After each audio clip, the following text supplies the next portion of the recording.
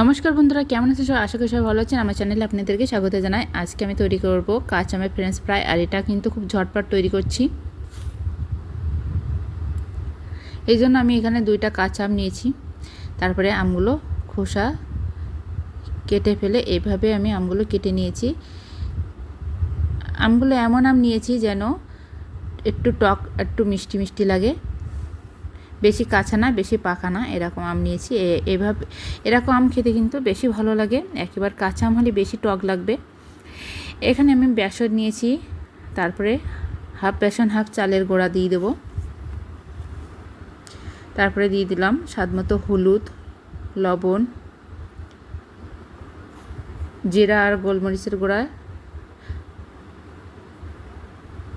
শুকনো লঙ্কার গুঁড়া। তারপরে এগুলো ভালো করে মিশিয়ে নেব। এরপর আমি অল্প অল্প করে জল দিয়ে ব্যাটারটা মেখে নিয়েছি। তারপর আমি একটা করে আমের টুকরা নিয়ে ব্যাটারটার ভিতরে ডুবিয়ে তেলে আমি ভেজে নেব।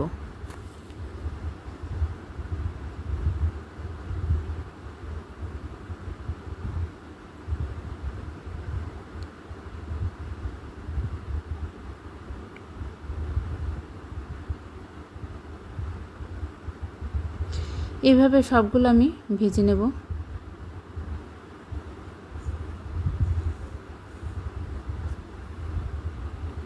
চালের গুঁড়াটা দিলে কিন্তু একটু বেশি মচমচে হয়, আর এটা কিন্তু বাচ্চা থেকে সবার খুবই পছন্দের একটি জিনিস। আমি তো এটা ভেজে নেওয়ার সাথে সাথে কিন্তু আমার বাচ্চা সাথে সাথে সবগুলো খেয়ে ফেলে দিয়েছে। আমি এগুলো সব উঠিয়ে নেব।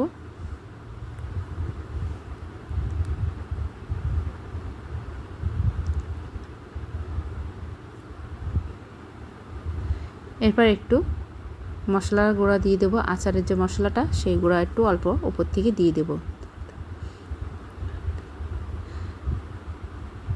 আমি বেশি ভালো করে এটা বানাতে পারিনি, যেহেতু খুবই দ্রুত এটা তৈরি করছি।